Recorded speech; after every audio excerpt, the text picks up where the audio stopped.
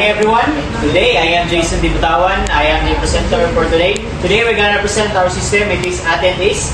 It is the fulfillment to our course IPT 101 to our subject teacher Ibrahim Janka. Thank you so much, sirs. First, our objectives is to develop an Android mobile applications. It is this system will be developed as a mobile Android applications, and then it allows teachers to create, manage their class, and then they can select a classroom that link to accurate GPS coordinates. And also, it is to automate attendance tracking through QR code and scanning with also a built-in expirations to prevent reuse. And also to validate attendance in real time by comparing the student GPS locations with the classroom geofence boundaries. And also, these systems can generate detailed attendance which include the present, the absent, and also those students who go outside the radius and the time they spend. And thanks. And also, here are our limitations. First, these applications will be developed only in mobile Android applications, not include the iOS and the other platforms. And also, classrooms are selected from a predefined list with fixed GPS coordinates without interactive map support. Thanks.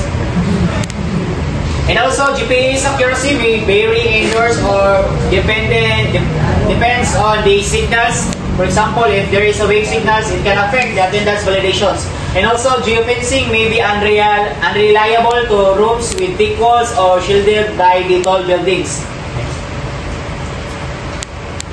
And also, this system is no map available, so teachers cannot visualize the classroom layout or the exact geofence of the room.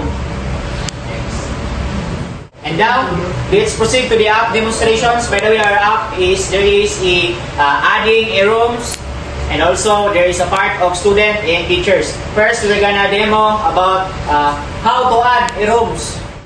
First, we're gonna create a room. For example, let's edit this existing room. First, we're gonna create a room. We draw a polygon, and then let's provide a name as a room presentation.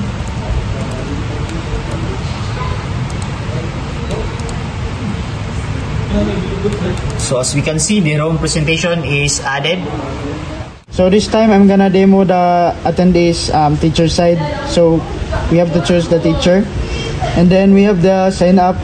So you have to create account since you have not been created yet. Okay.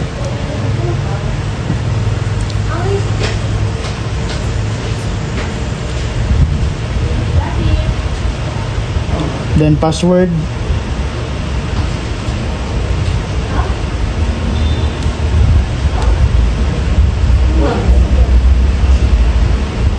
So that is existing account, so we have to try another.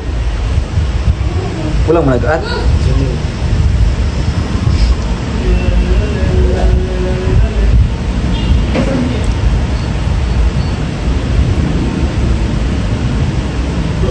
So successfully created.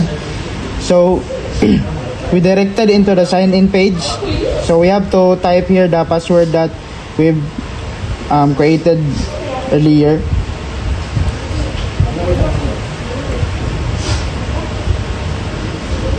And now we directed to the dashboard, teacher dashboard.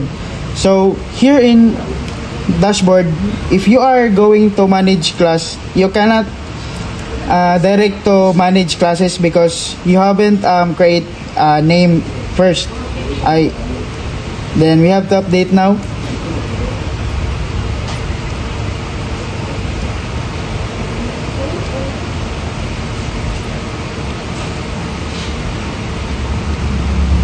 Then save changes and successfully updated, so we can manage classes now.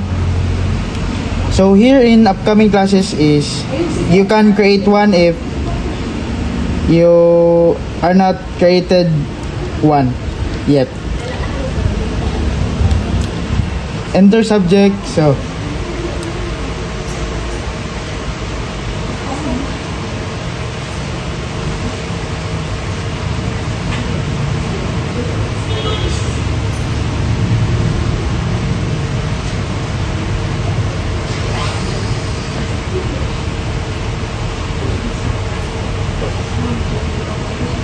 schedule class. So the class is already created.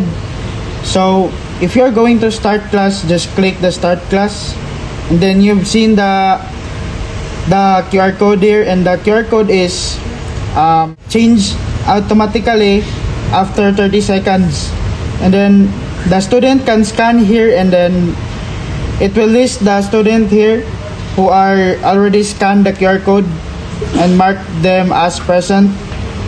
And then the partial is you are going to go outside, and then you are out of radius, and then absent is absent. Then and you can end class like this.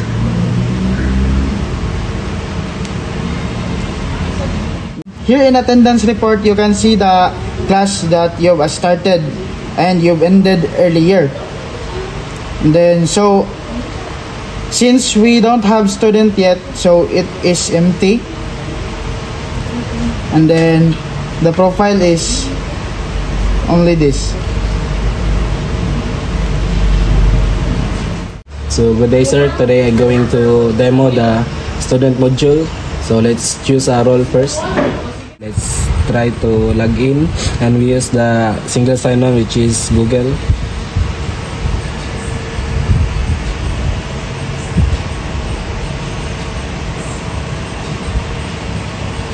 So after that navigation, it walk through to uploading CSV files, scanning, and also for the history, in which we can view the attendance history here and also the profile. But first, let's scan the QR code generated by the teacher. So as we can see, I already scanned, but it from outside allowed area. It's just because for the internet connection, and also it marked partial attendance even though the QR code is the near side.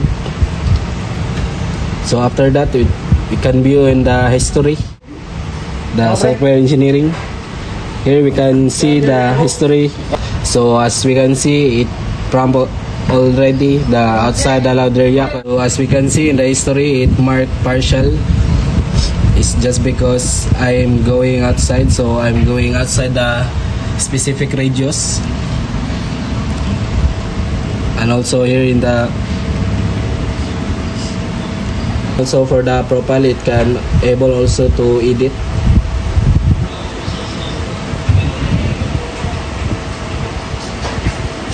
And also to log out. As we can see here in the teacher side, it marked present because the student is here near in the QR code. So here in the teacher side, it marked present Jobert because the student is inside in the classroom or inside in the radius. So as we can see here, it has the details for the student at what time he scanned, and also for the marking, which is partial, absent, or present. Here in the attendance report for the teachers, we can view the subject or the school created, and we can also view the time, the date, and also for the students or who scanned that day, that time. Also here it can display also the student who are partial or outside the perimeter.